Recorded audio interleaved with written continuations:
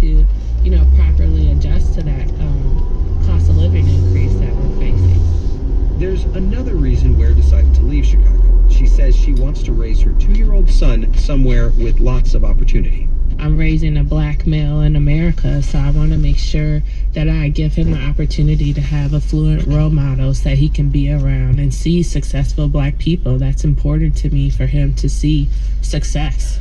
And you don't see that here?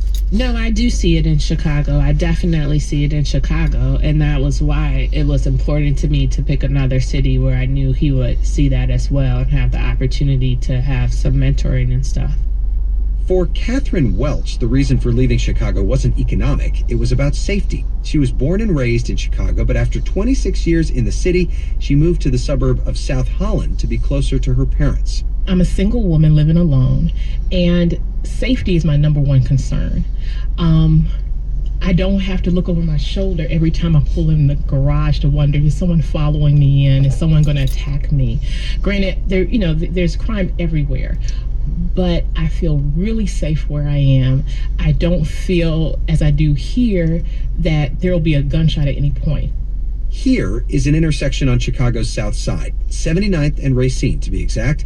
Catherine met us in the office of the Greater Auburn Gresham Development Corporation, near where she works, and where she once had her own brush with gun violence. It was a summer day. I was walking to Walgreens, and I heard these pops, and I saw gunfire from the alleyway, and I saw a kid running eastbound, and I didn't know where he was going to run. And at that moment, I felt helpless.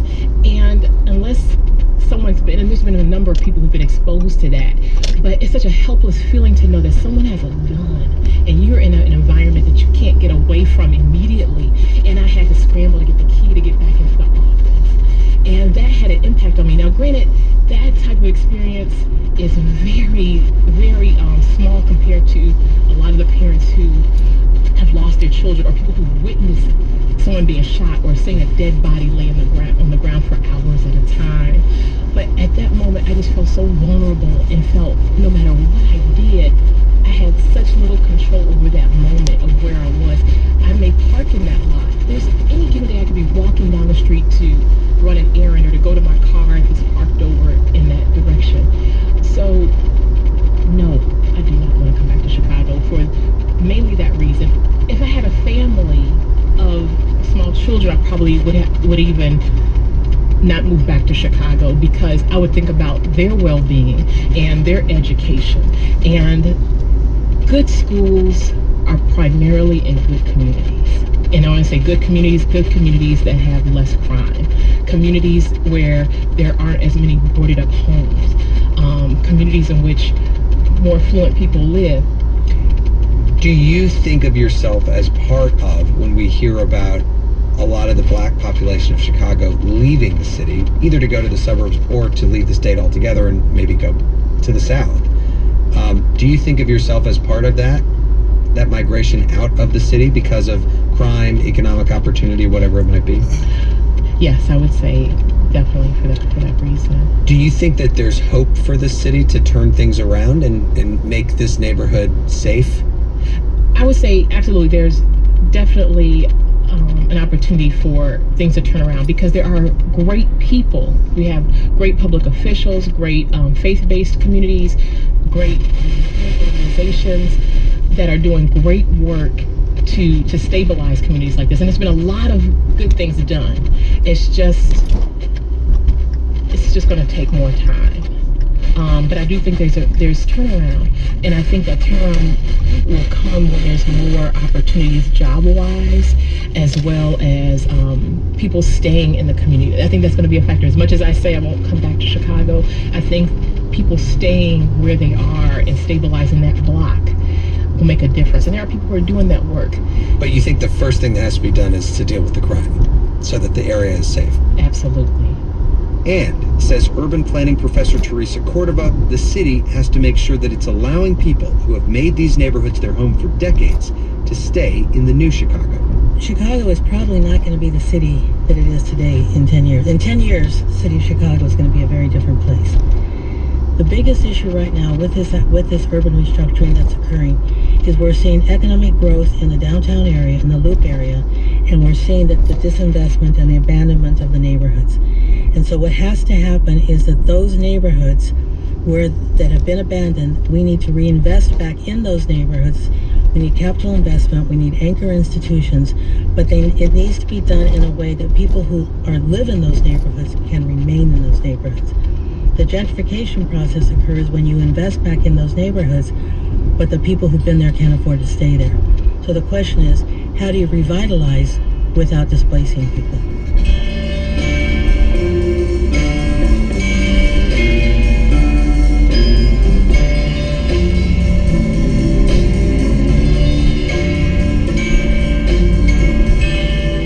Question there for the city of Chicago. As you may have heard, I was not in Chicago yesterday. I was in Washington anchoring NPR's coverage of the Michael Cohen hearings, which means that some of the stories we wanted to bring you yesterday from Chicago are going to have to wait a bit, but we will bring them to you, and they are a lot of fun.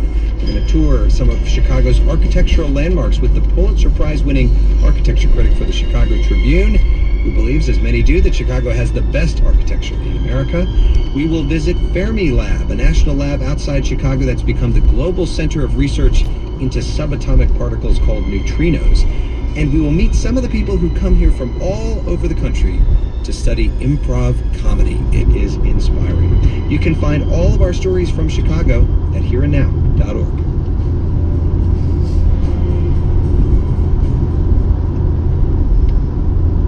Here and Now continues on 90.9 WHYY, your NPR member station. It's 1:31. Supporting WHYY Cancer Treatment Centers of America. Cancer pushes us. We push back.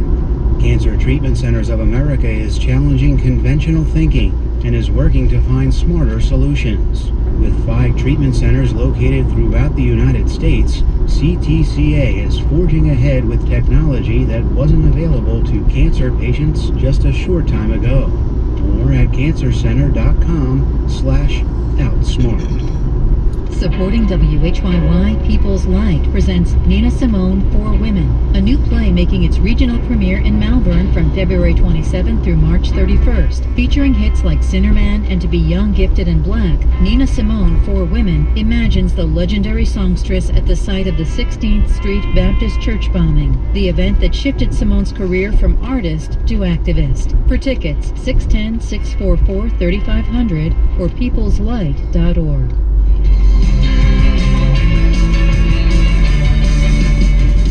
Still ahead this hour, a discussion of Chicago politics, including the city's mayoral election this week.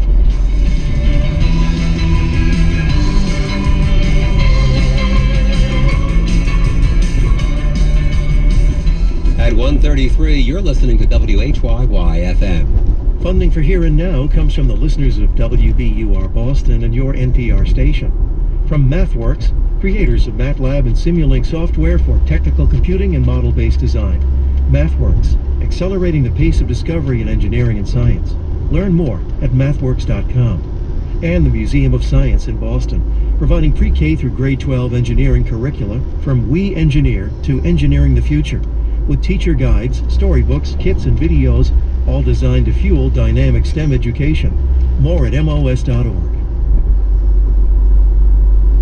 From NPR and WBUR Boston, I'm Eric Westervelt. It's Here and Now. Spiked seltzer water, organic low-carb beers. Is this really the future for beer giant Anheuser-Busch? It just might be. The company is forecasting higher growth this year, in part because of its push into these alternative beverages. For more, let's bring in Robin Farzad, host of Public Radio's Full Disclosure. Hi, Robin. Mr. Westervelt, how are you? Good to talk to you. So Anheuser-Busch has been having a bit of a hard time in the U.S. Fewer people are drinking, these flagship brands, Bud and Bud Light. The shift, among people has really been towards craft beers, liquor, and wine. Are they really looking at alcoholic water and these other kind of drinks as their big savior? These guys are throwing all sorts of carbonation at the wall. As you described, the mega shift is away from full carb, full sugar, global flagship brands. Not just Bud, but think Coke and Pepsi as well. Because the growth markets are craft beer and funky derivatives with varying degrees of alcohol and fruitiness and other things. Interesting. So, I mean, I saw they're trying out Bud Lime, which I have to confess I have not tried. Energy drinks, even cocktails in a can. I mean, have you tried any of these? I mean, are they any good? I haven't, honestly. I mean, I save my alcoholic calories for the occasional Bartles and James or Zima, which is kind of in and out of a comeback, and I'll even enjoy a Four Loko once or twice a year. Nice. I'm more of an IPA kind of guy with some wine thrown in there. I heard the company's also experimenting with cannabis drinks in Canada, partnering with cannabis company Tilray to make a THC drink and a CBD version that is not intoxicating. Is weed water or weed beer, I guess, part of their future too? But these guys are spreading their bets into anything that effervesces of growth, as it were. Soon you're going to see big tobacco and big vape branch into pot, and eventually big soda too. Maybe by 2030 the Keebler Elves will be toking it up as well. I think they already have. It's kind of like the Kraft Heinz, which saw its stock take a hit again this week. I mean, people just want healthier food. I guess people just don't want to drink a hot dog and eat a hot dog and drink a big Bud at the ballpark like they used to. Yeah, I mean, all joking aside, big food, if you think about Heinz, Kraft, Pepsi, Coke, and the mega brewers, they're really, it's really sweating the shift away from huge name brands with conventional ingredients. At the ballpark with my son, for example, I have my choice of several regional craft beers and a nitrate-free turkey sausage. My kid doesn't even know what a Coca-Cola is. At his age, I was the Big Mac and Coke guy. I mean, are there other companies, beverage companies you've seen that have been able to evolve and roll with these consumer taste punches? Think about LaCroix water. That came back out of nowhere, and that's the go-to soft drink for millennials. And look how much Pepsi hustled to promote its knockoff, Bubbly, Bublé, whatever, during the Super Bowl. Honest Tea, which I believe was acquired by Coke, that's flying off store shelves. And some of the fastest-growing brands in consumer packaged goods, they're just very mindful of ingredients and simplicity and low carb and sugar counts. While we're talking about consumer taste, here's an interesting one. Energizer, the battery company, is jumping into the phone business with a new phone that has some 50 days of battery life. It's being called the Thick Boy on Twitter. How thick are we talking about here, Rob? I mean, it looks like the thickness of 3 smartphones, and while it might not burn a hole in your wallet, I'm not so sure it won't overheat and literally burn a hole in your pocket. Light beer and heavy phones. Robin Farzad, host of Public Radio's Full Disclosure. Thanks a lot. Thank you. My pleasure. And you are listening to Here and Now.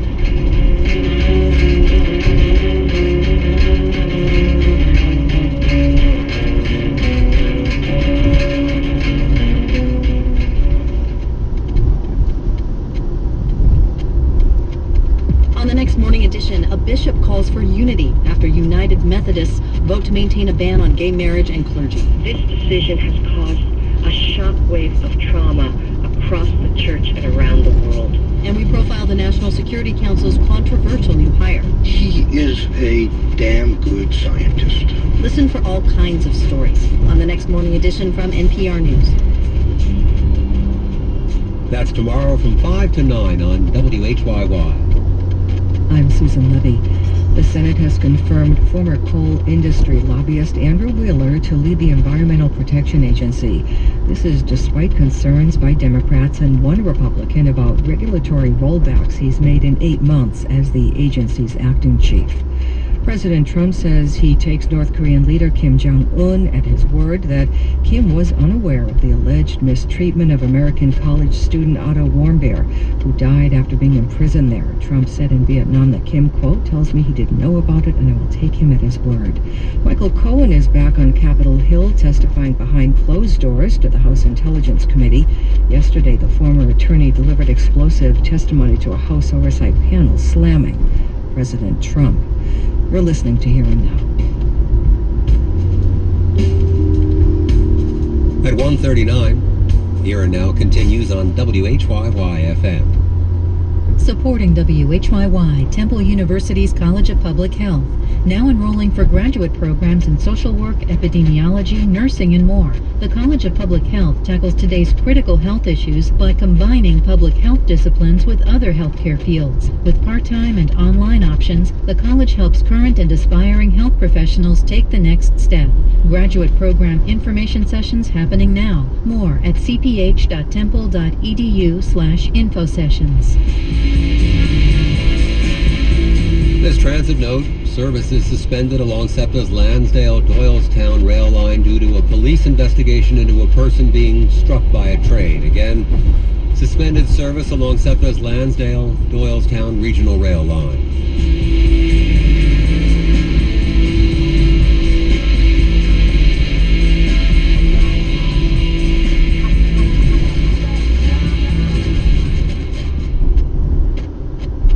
Funding for Here and Now comes from the listeners of WBUR Boston and your NPR station. From Noom, offering a personalized weight loss program that uses psychology and small goals to change habits, with the goal of losing weight and keeping it off for good. Learn more at Noom, Noom.com. And Staples, with organization solutions for business, including file folders, banker's boxes, and storage bins for keeping businesses organized. More at Staples stores or staples.com. Staples. This is Here and Now. I'm in Chicago today. This week, voters decided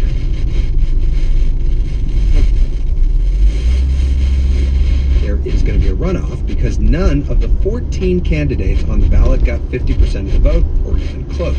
The top two candidates are former federal prosecutor Lori Lightfoot and Cook County Board President Toni Preckwinkle. Both black women, and notably former White House Chief of Staff Bill Daley, did not make it to the runoff. Joining us now are two Chicago political reporters, Josh McGee with the Chicago Reporter. Hi, Josh. How you doing? And doing well. And WBEZ reporter Claudia Morell is with us as well. Hi, Claudia. Hey. So let's start with some tape of the candidates after the votes came in on election night. Here is Lori Lightfoot. This election was going to be about whether or not we are resigned to the status quo or whether we are resolved to fight for what's right.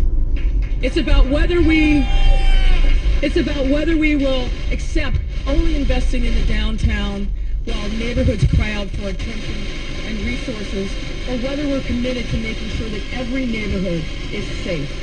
And here is Toni Preckwinkle. Let's first acknowledge how hard we worked to get here. We worked shoulder to shoulder to shape a campaign that reflects our vision, our values, and our hopes for Chicago. Okay, so two black women. There's only been one black mayor of Chicago ever. And one of the candidates, Lori Lightfoot, is a lesbian. Josh, what do you make of the results? I think one key thing is people are talking about criminal reform.